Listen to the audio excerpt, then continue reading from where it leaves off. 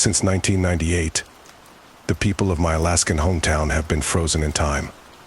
I shouldn't have returned. When the edged wind came to our village, it seemed like a typical Alaskan gust, one fitting for late December. Then, as the tall tide of frost lashed against the shore of our home, the sagging branches of the yellow cedar trees stopped bouncing, and I abandoned the idea of the breeze being a breeze at all. Once others understood that, the time for running had passed. The unholy wind reached the village's main road, causing two moving cars to sharply and statically stop. The vehicles were frozen in place, much like the people within those metal graves. Onlookers, enjoying a brisk afternoon in the park, began to scream as loved ones succumbed to that supernatural end, imprisoned in a capsuled moment of time. Those first few victims were the lucky ones. They'd been oblivious to the fate that awaited them. True terror was endured by those who beheld the raw power of the wind, those unfortunate enough to see the end coming. Regardless, the remaining townsfolk, burdened with the awareness of impending doom, futilely attempted to escape the approaching breeze. Those fleeing residents, far slower than the unnatural frost, were halted in haunting poses as the wind bit into them.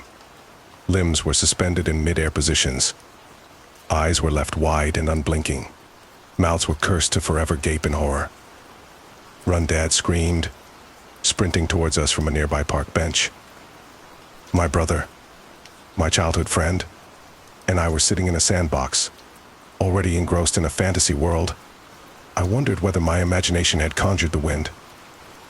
I thought my mind had transcended to a higher plane. It was my way of processing the trauma. However, I accepted the reality of the situation when my father shoehorned the three of us into his Volkswagen Golf. The icy jaws of the wind were nearly nipping at the rear of the vehicle as Dad twisted the key in the ignition, but the beat-up car rapidly lurched forward. My father wrenched us away from the frost seconds before it consumed us. "Daddy, where are we going?" I tearfully asked. "I don't know. Jillian," he weakly moaned, maneuvering around fleeing cars and pedestrians. "Are we picking up Mummy?" Alan asked. Dad ignored my brother's question. I was only 8 years old at the time, but I knew that my mother wasn't coming. I understood the significance of the tears in my father's eyes. For 26 years, I successfully managed to suppress that memory. Did such a good job, in fact, that I almost believed it had all been a dream. I started to believe that we had simply moved away from our hometown, and Mum had simply chosen to stay. Dad never convinced me otherwise. He never talked about what happened. Neither did my brother. As for Leon, he moved to an orphanage in Anchorage. We wrote to each other for a couple of years, but his replies became less and less frequent. Eventually, he stopped responding entirely. I used to wonder why my father didn't adopt my childhood friend, but I suppose that would have forced him to accept what happened. And, like me, he had no intention of doing that. I thought we would run back to England, having failed to achieve the American dream. But Dad kept us in Alaska. I assumed that he'd been driven by stubbornness, or guilt, perhaps. We'd already fled our home. Perhaps fleeing across the pond would have been a step too far. Perhaps it would have felt like truly abandoning our mother. Whatever his reason for staying, Dad didn't tell anyone the truth. He never went to the police. He never returned to look for Mum. "Don't look back, kids," I remember him whispering as we fled the frost. I followed that advice for the next couple of decades, only recalling the event for the briefest moments, from time to time. When Dad bought the first computer for our family in 2000, I Googled the name of our old town. I typed the word before realizing I was even doing so. I was still young, of course, but I knew that nothing about our speedy departure had been normal. I wanted answers. I'd expected to discover that my village had become a ghost town. That would have made sense. Alaska's unforgiving climate breeds desolate places born to be abandoned. However, the search results revealed nothing, so I told myself I'd imagined the village. I told myself we'd always lived in Anchorage. As the years passed, I became comfortable with the notion that none of it had ever been real. Not even my mother. And that was why I did not expect to see a certain person again. "Happy birthday, Jill." My jaw dropped when Leon Taylor appeared on my doorstep. It might seem strange that I would recognize a man who was a child when I last saw him, but Leon always had distinctive features. I immediately identified the mole on his neck, just below his facial scruff, and those sorrowful eyes, shadowed by his unmistakable overgrown brows. "Leon," I gasped. "What are you doing here?" The man smiled weakly. "Sorry, Jill. I should have done this the millennial way." "Why no? Reconnected through Facebook." "No, I just never thought I'd see you again." "Do you want to come inside?" I asked, motioning to the hallway. Leon nodded, so I made a couple of coffees whilst my old friend seated himself in the living room. A boy who I'd almost forgotten, almost entirely erased from existence, just like our old town. But I'd always known, just beneath the surface of my shallow memories, that it had all been real. The truth of my childhood was always within reach. As I brought the drinks into the lounge, hands trembling, I tried to dispel the thoughts flooding my mind. Thoughts of that awful day. "How's your dad?" "How's Alan?" Leon asked, taking the cup of coffee. I sighed. "Dad's been unwell for a few years. He hasn't been taking care of himself, and he's getting old." As for Alan, well, Alan's the way he's always been. Uptight and distant, but... "When was the last time you spoke to him?" Leon sharply interjected. The question caught me off guard. "Ha, your brother. When was the last time you spoke to him?" Leon asked. My face drained. He knows, I thought. How on earth does he know? 3 years ago, I answered. My old friend nodded. "Did you fall out?" I scoffed. "That's an understatement. You remember what he was like when we were kids, don't you?" Leon shrugged. "He was 2 years older than us. We must have infuriated him." I nodded. "Sure. But I grew up, and he never did. We had a big argument, and we haven't spoken since." "Interesting," he responded. I raised an eyebrow. "You're a man of few words these days, Leon." The man cleared his throat. "Your brother messaged me a week ago." My other eyebrow raised. "What?" "It was a very strange message." "Did you reply?" I asked. "I thought you would have preferred to ignore it." He lowered his head in shame. "I'm sorry, Jillian. I replied to some of your letters. Then you forgot about me," I said. "It's embarrassing that I didn't get the hint." "It wasn't embarrassing," Leon sheepishly muttered. "I read all of them, every last letter." "Oh, well, that's great," I laughed. "Nice to know that you cared." "Jillian," Leon paused, lifting his head. I was scared. Scared of what I asked. "Remembering that day," he replied. "It's why I told your dad I didn't want to come and live with you." "It's what?" I asked. Leon tilted his head. "You didn't know. Did you really think he'd just dump me in that place? He might have changed, but your dad was never cold." "Still," I refused. "Living with you would have reminded me of what happened to my family." I didn't reply, so my old friend prodded the beast. "Aren't we going to talk about?" "Why did my brother message you?" I interrupted, avoiding the topic.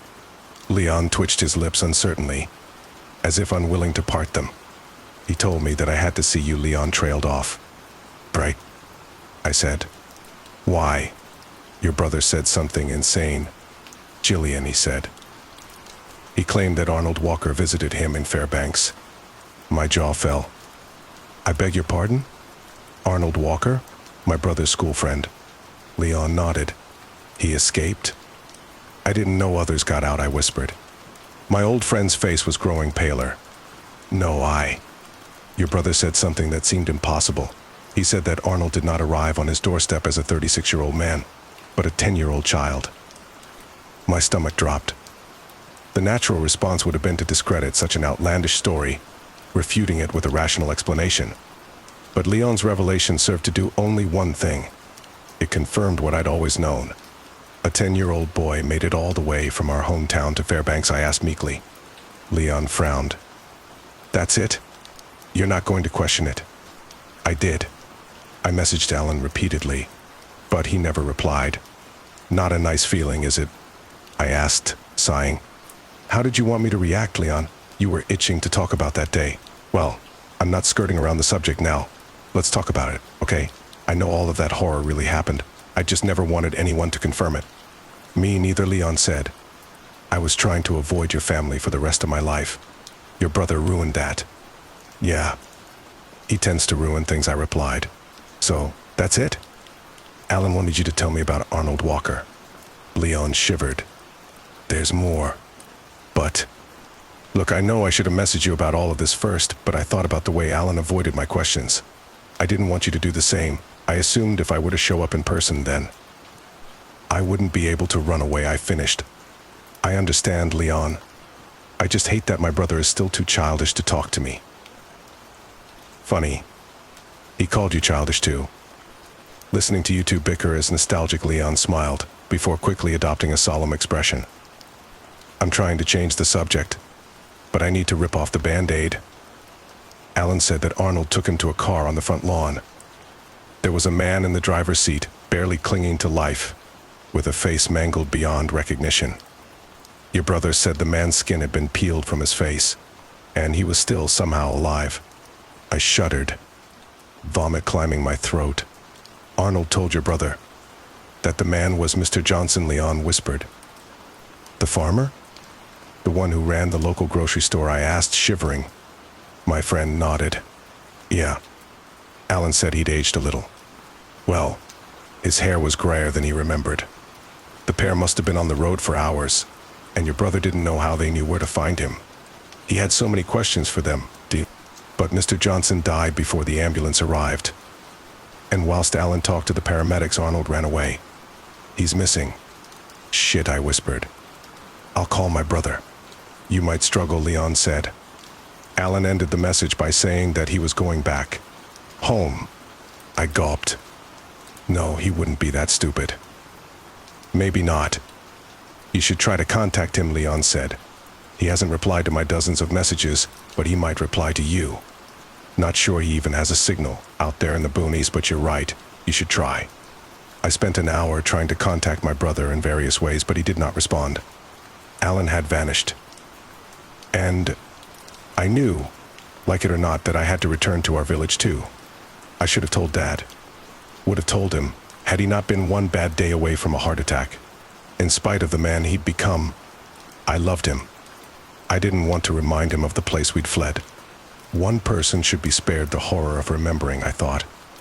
Leon and I, two strangers who'd spent formative years together, piled into my Kia, and we drove from Anchorage to a place that I'd long hoped had never really existed. I was going to be horribly disappointed. On a nondescript road that burrowed into the Alaskan wilderness, my throat started to twist and constrict. The outer edge of my vision shrank, and my head pulsated with a slowing rhythm as the world slipped away from me. I struggled to breathe as I came to terms with an awful fact. I recognized that endless road. Jillian, Leon whispered. Don't, I begged. I didn't want to hear it. I wasn't ready. I'd known all along, of course, that our village existed, even when extensive research had revealed nothing about the town. When I thought of the way the breeze consumed the town, erasing its residents, it made sense that it would erase the very place itself. After all, even I'd started to doubt its existence, and I'd lived there. Accepting the unearthly nature of the event wasn't as tough as you might imagine. If anything, I had fought hard to deny it. I wanted to ignore the existence of a paranormal force, though I had witnessed it with my own eyes. Even if there was some Alaskan breeze powerful enough to instantaneously freeze an entire town, we hadn't witnessed that.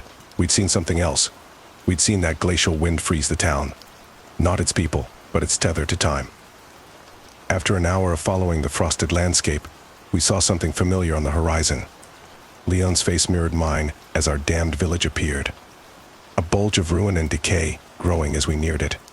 And when we crossed the threshold into the desolate town, the reality of our quest finally dawned on me. Where is everybody? Leon asked.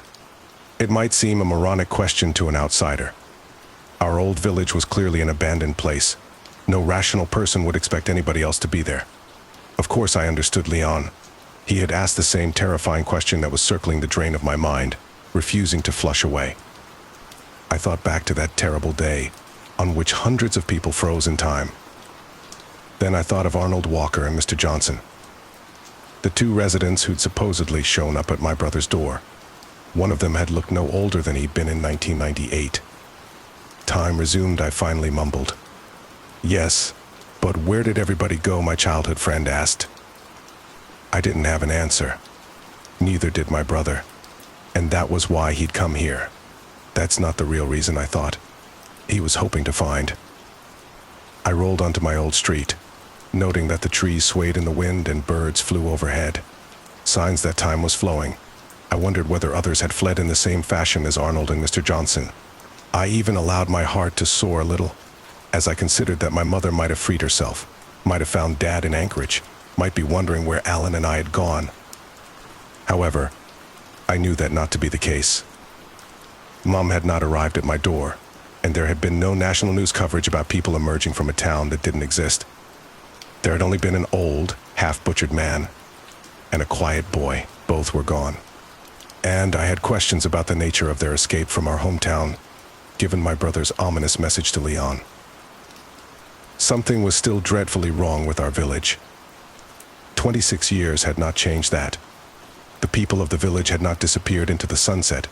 Whatever had happened to them, I knew it wasn't good, possibly worse than what happened to Arnold Walker and Mr. Johnson.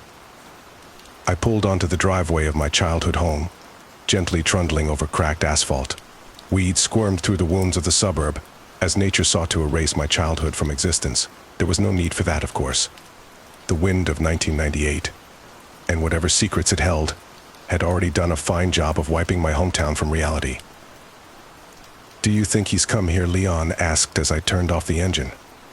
"Yes. We both know who he wanted to find," I said. My childhood friend nodded, and we both somberly climbed out of the vehicle. The village was colder than I remembered. For a mid-afternoon day in late May, it was unseasonably chilly. Alaska, for the most part, is not the Arctic hellscape that many people imagine.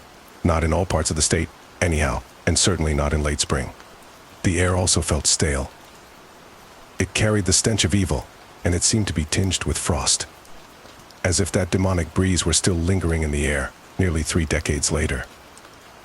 I knocked on the rotten front door, surprised that it did not break with a slight rap of my hand. "Alan," I yelled. "It's Jillian." My brother did not respond, but I wasn't concerned. If he had been there, and Mum hadn't, then he wouldn't have wanted to stay. I wanted to use that as an excuse to turn around and leave. I already assumed that my mother wouldn't be there, but another part of me knew that my assumption was more of a wish. In a similar way, I had been secretly glad to find nobody in the town. There was only one person I hoped to find in my old village, and that was Alan. I was terrified by the prospect of finding anything else. Jill, Leon started softly. "Come on, we have to do it." "Do we?" I asked. "This was a mistake. We should turn around." "I agree," Leon sharply interjected. "But we have to find your brother, and when we do, we'll convince him to come back with us. We'll convince him to leave this place behind, too." "Why did you come to see me?" "Leon," I asked, "you could have ignored my brother's message. You could have pretended none of this had ever happened. That's what you did when you started ignoring my letters, isn't it?" "I deeply regretted that for years," Jill, he said softly. "You were my best friend. You were. More than that. We were just kids, but I loved you. I've not made another connection like ours, not even in my adult life." "I know," I replied. "I loved you too, Leon. That's why it hurt when you let our bond peter out. If you'd cut me off from the start, I would have understood, but it just felt like you'd stopped caring." "Never. I just lost the strength to bear that trauma," he explained. "Every letter was a reminder, and that's why I came to your door. That's why I didn't ignore what your brother said. I didn't want something to happen to him. You lost your mother. I didn't want you to lose him too. We all lost things," I sniffled. "You lost more than me. I just don't understand why you'd come back. Why my brother would come back. I don't even understand why I've come back." "We never really left this place, did we?" Leon asked. "Not in our minds. Even though it doesn't exist in the eyes of the outside world, it never left us. Never let go. Arnold Walker and Mr. Johnson lured Alan back, and he lured us back. That's an unsettling way of looking at it," I timidly replied. "It's the only way I've been able to look at it," he said. "Whatever claimed this place, it remembered us, and it made sure we remembered it. Not that it would be easy to forget. For years I thought I'd lost my mind, but after talking to you and Alan, I'm not so sure. I find it hard to believe that we'd have experienced a shared delusion. No, it all really happened. And the memory replays in my mind every day. I'll never get rid of it. Dad seemed to do a good job of erasing this place from his mind, I said. I knew that wasn't true, of course. He had never forgotten. That was made apparent by his deterioration. Alan and I had a close relationship with our father before we left that village. Afterward, he changed. We all changed. Losing Mum had fractured the family, but there was more to it than that. I started to consider that Leon might be right. Perhaps the frost hadn't ensnared the two of us, but it had certainly bitten us. "Do you want me to do it?" Leon eventually asked. I wanted to be courageous enough to open the door, but I wasn't. I nodded meekly and stepped aside, allowing my childhood friend the nightmarish task of facing whatever lay within my old home. He pushed the door handle down, expecting the house to be unlocked, but it wouldn't budge. "Shall we try the back?" I asked. Leon backed up. I quickly realized what he was planning to do, and I opened my mouth to utter a protest. My hulking friend had charged before I spoke a single word, however, and he hurled his body into the door. It quivered in its frame, but did not give. "Leon," I cried. "What are you doing?" "Well, I don't suppose you have the key," he panted, massaging his shoulder. I held up my hands. "Look, let's just..." My friend rushed forward again, and the result was the same. This time, however, Leon released a groan of pain, clutching his arm a little more tightly. "You're going to hurt yourself," I said. "Let's take turns to kick the door. That'll work better, and it won't cripple either of us." Leon nodded, and the two of us firmly booted the door near the handle. The wood quaked, and it only took a few attacks for the door to splinter around the lock. The frame splayed inwards, and the metal mechanism fell loose. "Whoops. That worked a little too well," Leon laughed. He led the way into my childhood home, which looked, unlike the street outside, the same as I remembered. The same as it had looked on the day I'd left. There were no shoes left by the door, no muddy prints on the carpet, no indication whatsoever that my brother had visited our old home, which I'd gathered when the front door had been locked. But this was not a relief. I knew, in my gut, that Alan would have gone there first. He never made it home. Leon shivered. "This place feels cold." "Frozen," I corrected. "Frozen in time." "Is it safe for us to be here?" he asked. "What if we end up like the others?" "It's a bit late to ask that now," I replied. "The breeze passed long ago. This just seems to be the horror it left behind." Leon accepted my suggestion. Then he wandered over to the staircase. My friend took one step before halting in place. For a haunting moment, I believed that he had been frozen in time too. I believed that I'd been wrong, and the frost had come for us. But I quickly realized that my friend was still moving, still twitching. He was frozen by fear, not a supernatural gale. "There's someone in the bathroom," Leon wheezed, with physical dread in every inch of my body. I joined my friend and looked up. Artificial light spilled beneath the bathroom door onto the dark landing. "There might not be anyone in there," I shakily said. "Jillian, this is an abandoned town. There is no electricity. Your house is still frozen in time, and it froze with the bathroom light left on. Somebody must have been." "Don't say it," I pleaded, upper lip trembling. "Do you want me to lead the way?" he asked. I didn't.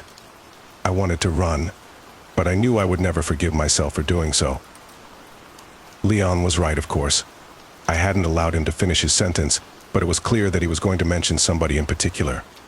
Somebody whose face flooded my mind as we ascended the staircase, one tentative step at a time. Somebody whose name started to tickle my lips as Leon grasped the handle of the door. It wasn't locked. "Mum," I moaned as Leon inched it open. My ageless mother was inside. I'm sure I would have screamed at whatever we found, but I was not prepared for the state of the statue before me. Mum was standing at the sink, hands cupped below a stream of tap water suspended in time. As I had always feared, the frost caught her. It was horrifying enough to be frozen in time for 26 years, whilst the rest of the world continued, but that wasn't why I screamed. I'd braced myself for that possibility. I'd spent my entire adult life coming to terms with it. I screamed, because I wasn't prepared to see her face. Mum was smiling. Not a wholesome smile. It was a taut grin that etched an unnerving crescent shape across her cheeks. There was nothing unnatural about the grin, but it looked painful, and it appeared as if cataracts had taken the entirety of her pupils. "Mum," I asked weakly, "do you hear me?" There was no reply. I peered around the side of her face, and I immediately regretted it. Though she was frozen in time, she did not look unaware. I felt her sightless eyes bore into my face, and I quickly jumped backward. "Let's go and find your brother," Leon fearfully said. As I nodded, backing towards the doorway, I locked my gaze onto my mother's profile. My heart pounded as I started to close the bathroom door. I was trying to ignore the idea that had wormed into my mind, the possibility that, behind the glassy cataract, a pupil might still exist, lying dormant, watching me from a face that no longer seemed to belong to my mother.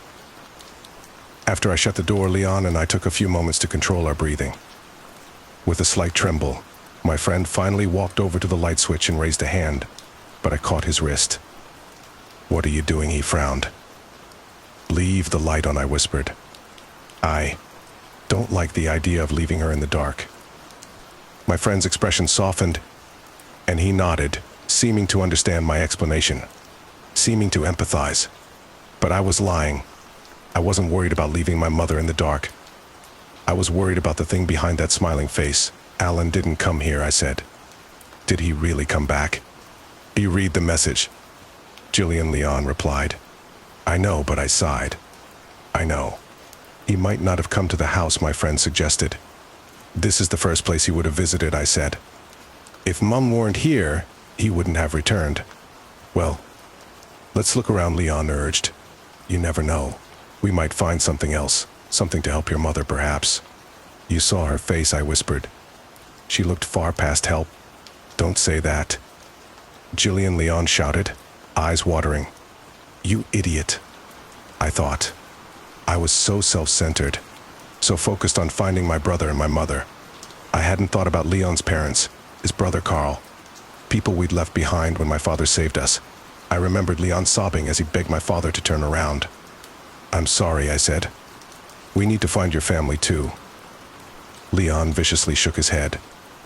"Only if we find an answer, Jill. Only if we find a way to save them." My friend entered my childhood bedroom, and I followed him. I imagine that visiting one's childhood home is a strange experience for anyone, but strangeness morphs into horror when that home is trapped in a moment of time. I felt physically unwell when I saw the glass of water on the bedside table, fresh as it had been on the day that my dad took us to the park. Life had continued for me, but the town was still trapped in that dreadful, inexplicable day. Jillian Leon said calmly, "There are people outside."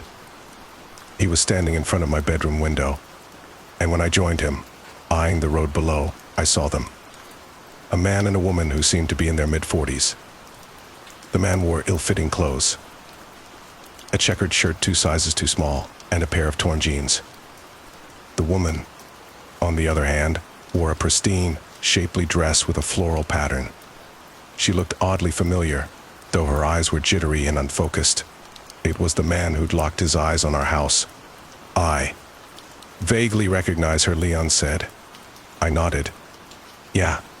I don't know her name, but I remember her. She looks a tad older, perhaps.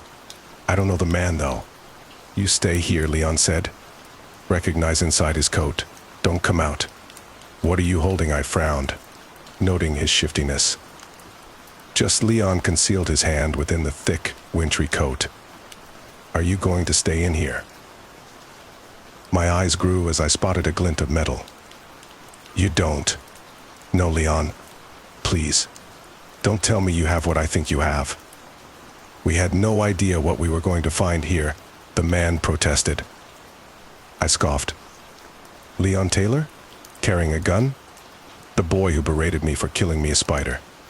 Before he replied, there came the sound of the front door swinging open, and when we spun our heads back to the bedroom window, we saw that the man and woman were no longer on the street. I realized they were inside. "Hello," called a man from downstairs. "We mean you no harm." "I have a weapon," Leon yelled, slipping the pistol out of a hidden holster. "Don't shoot." "It's Bernie Bradley," the man shouted weakly. My mouth gaped.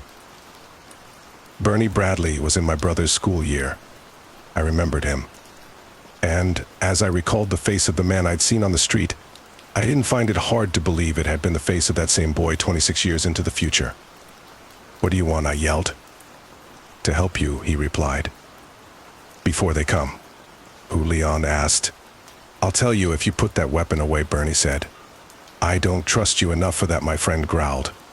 "Are you Leon Taylor?" the man asked. "Why?" Leon responded. "Sydney Manley pushed you off the swing set, and you called her a fat cow," Bernie said. "She ran home in tears." It wasn't enough.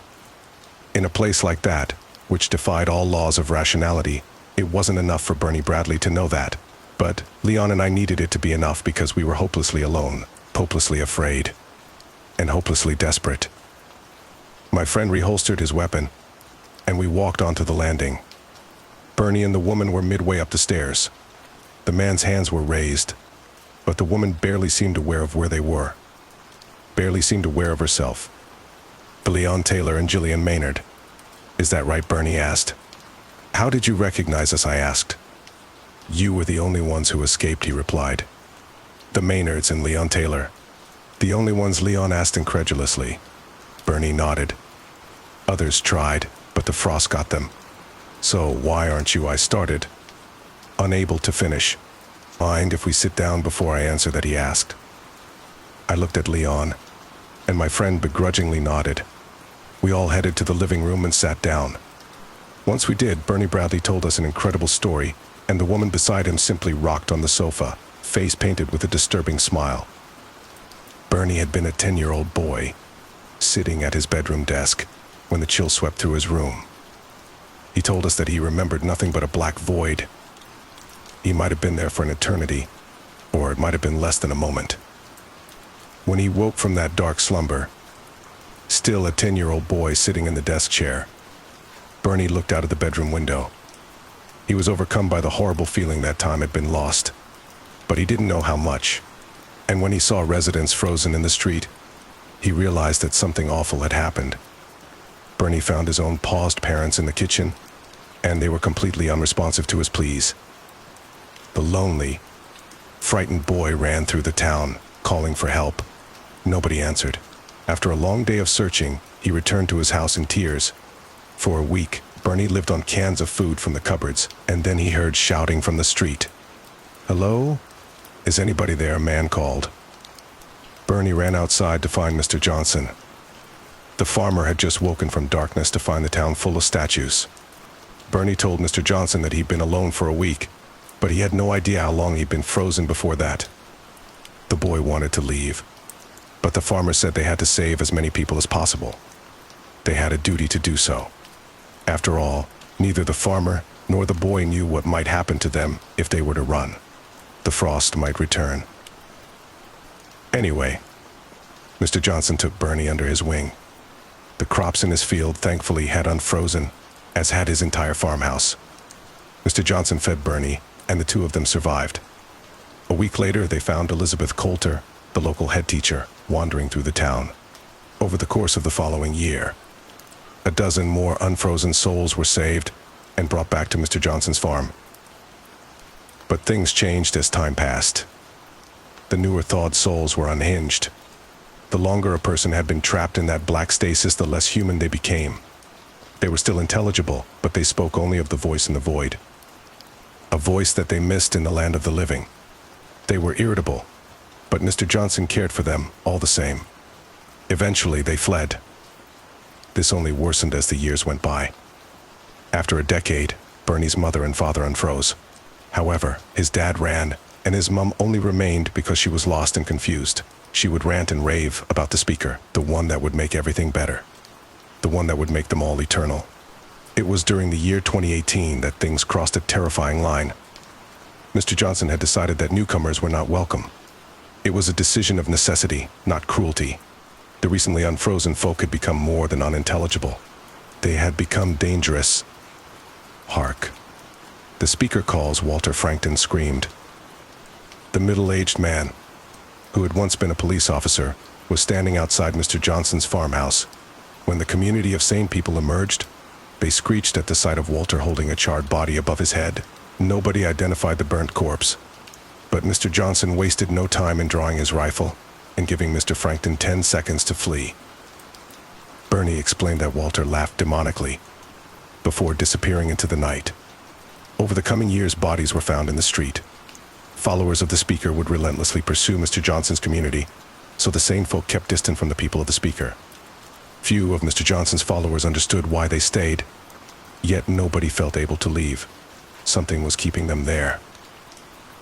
A couple of weeks before Leon and I arrived, however, Bernie said that Mr. Johnson finally announced his plan to leave. There were murmurs of uncertainty. Everybody wanted to escape, of course, but fear had always stopped them. Still, they trusted Mr. Johnson. If anybody had the power to safely lead them away from the place controlling their minds, it had to be the brave farmer. Packing and preparations began. However, some days later, Bernie Bradley happened to look out of an upstairs window and noticed Mr. Johnson. The old man was wandering aimlessly onto the driveway, stumbling like a drunken man towards his vehicle. Bernie said there was a small child standing beside the car. The young boy led Mr. Johnson to the driver's door with a smile, and the two of them fled. Things disintegrated after that. When a Molotov cocktail found its way through a window, the community dispersed. The sane folk fled in different directions, and Bernie was left alone with his mother. "We've been running for days," Bernie explained. "I keep finding the bodies of people from my community, charred corpses in the street. I tried to leave this town, but it wouldn't let me. The farther I drove, the sharper the pang in my heart. I knew I'd die if I were to keep going." "How did you find us?" Leon asked. "I heard you," Bernie replied. "Hard to miss the sound of an engine in a dead place like this. I had a hunch that it might be you." "You must have heard my brother," then I asked hopefully. Bernie frowned. "Alan's here?" "That might explain the raucous a few days ago. I don't know what I heard." "Noise. Lots of it. You won't find him, Jill. You have to run whilst it still lets you. The frost might be gone, but something lingers." "The speaker?" Leon asked. Bernie nodded. "I was fortunate enough to never hear it. Or I never remember hearing it. I don't know what it said to them. My mother won't tell me." Bernie looked at the woman next to him. The one who appeared to be the same age as him, though I realized he was still a decade younger. The horror of our town had aged him beyond his years.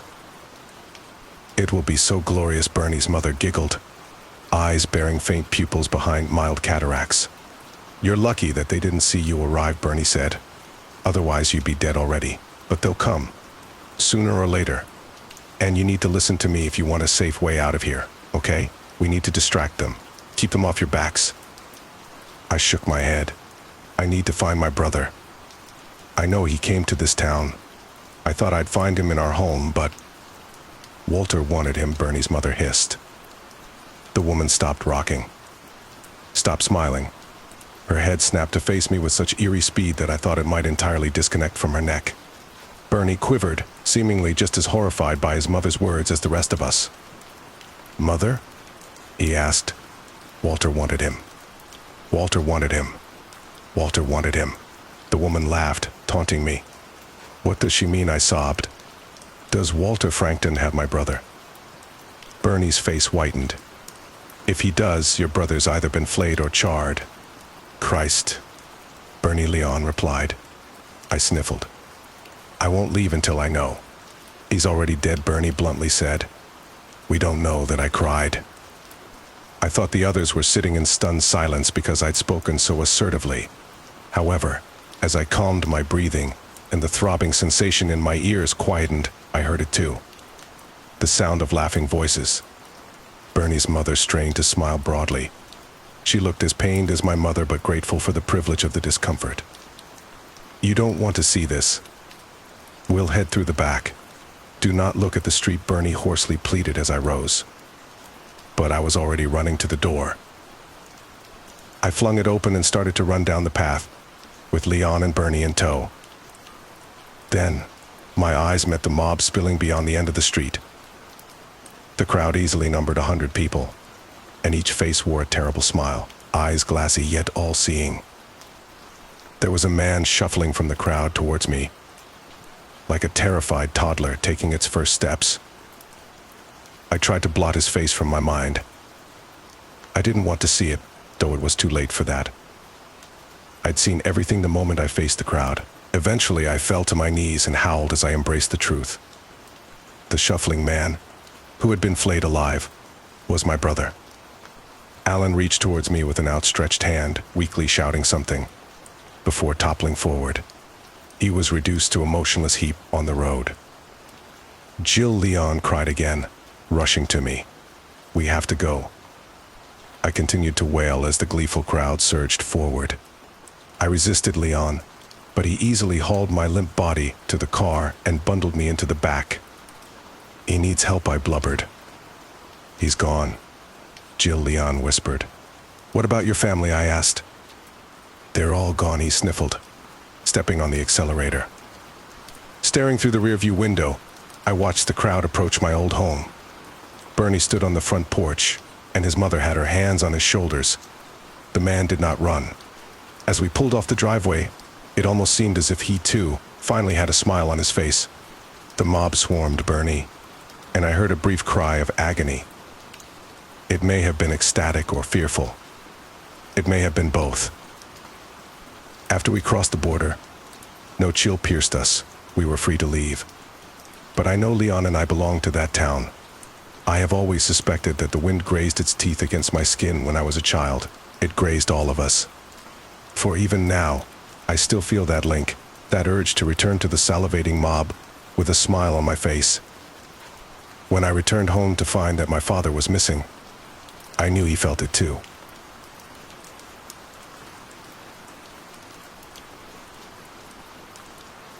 We found a hidden room in our attic. What we unleashed still haunts us. My wife and I had been dreaming of a quaint, secluded home for years. When we found the old Victorian house on the outskirts of town, it felt like fate. The price was unbelievably low, and the house, despite its age, was in good condition. We moved in during the late autumn. The trees bare and the sky a perpetual gray. From the very first night, the house felt off. There was an unsettling stillness as if the very air held its breath. But we chalked it up to nerves and exhaustion from the move. It was on the second night that we heard a faint scratching noise coming from the attic. Our bedroom was on the second floor, and the attic was directly above us. At first, I dismissed it as a squirrel or some other small animal. But the sound was persistent, and it seemed too deliberate, almost rhythmic. "Did you hear that, my wife, Sarah?" asked her voice a whisper in the dark. "Probably just a raccoon," I replied, trying to sound more confident than I felt. "I'll check it out tomorrow." The next day, armed with a flashlight and a sense of determination, I pulled down the creaky attic ladder and climbed up. The attic was dusty and filled with old furniture covered in white sheets. There were boxes labeled with dates that went back decades, maybe even a century. I walked carefully, the floorboards groaning under my weight. I saw nothing unusual, no sign of any animals, but as I turned to leave, the flashlight beam caught something odd. In the far corner of the attic, there was a small door, almost like a hatch. It was so low that you'd have to crawl to get through it. Curious, I approached it. The door was old and wooden, with a rusted handle. I hesitated, feeling an inexplicable dread. Taking a deep breath, I tugged at the handle. The door opened with a creak that echoed in the silence. Behind it was a small, dark crawl space. I shone the flashlight inside and saw what looked like a bundle of old clothes. Just as I was about to leave, something caught my eye. Among the clothes, there was a small, intricately carved box. I reached in and pulled it out. It was surprisingly heavy for its size, and the carvings were beautiful but eerie, depicting strange, contorted faces. I brought the box downstairs, and Sarah and I examined it together. Inside, we found a collection of old photographs, a child's diary, and a tarnished locket. The photographs were black and white, showing a stern-looking family in front of what appeared to be our house. The diary belonged to a girl named Eliza. And as we read through it, a chilling story began to unfold. Eliza wrote about her family, But most notably, she wrote about her brother Thomas. Thomas, according to the diary, had always been a peculiar child. As he grew older, his behavior became more erratic and disturbing. He claimed to hear voices and see things that no one else could. The family tried to keep it a secret, fearing the stigma of mental illness, especially in those times. The entries grew darker and more frantic. Eliza wrote about strange rituals Thomas would perform in the attic, about how he would sit in the corner, talking to someone only he could see. She mentioned the small door and the crawl space, and how Thomas would disappear there for hours. The final entry was the most unsettling.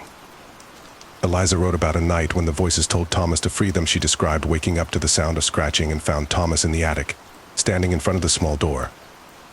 He turned to her, his eyes wide with terror and ecstasy, and said, "They're coming for us." After that entry, the diary abruptly ended. As we finished reading, the temperature in the room seemed to drop.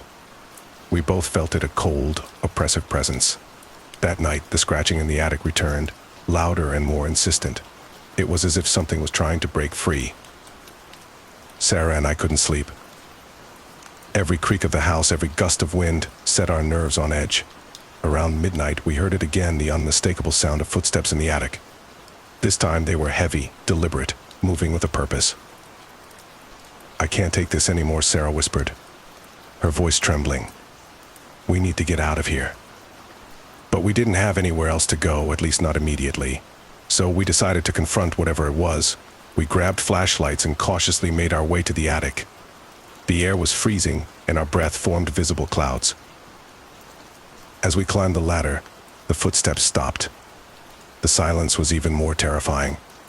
We reached the attic and shone our flashlights around, the beams cutting through the darkness. Everything was as I had left it, except for the small door. It was open. I approached it, my heart pounding. Inside, the crawl space was empty. The bundle of clothes in the box were gone.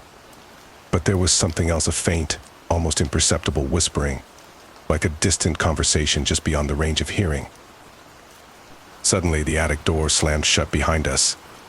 We were plunged into darkness, the only light coming from our flashlights.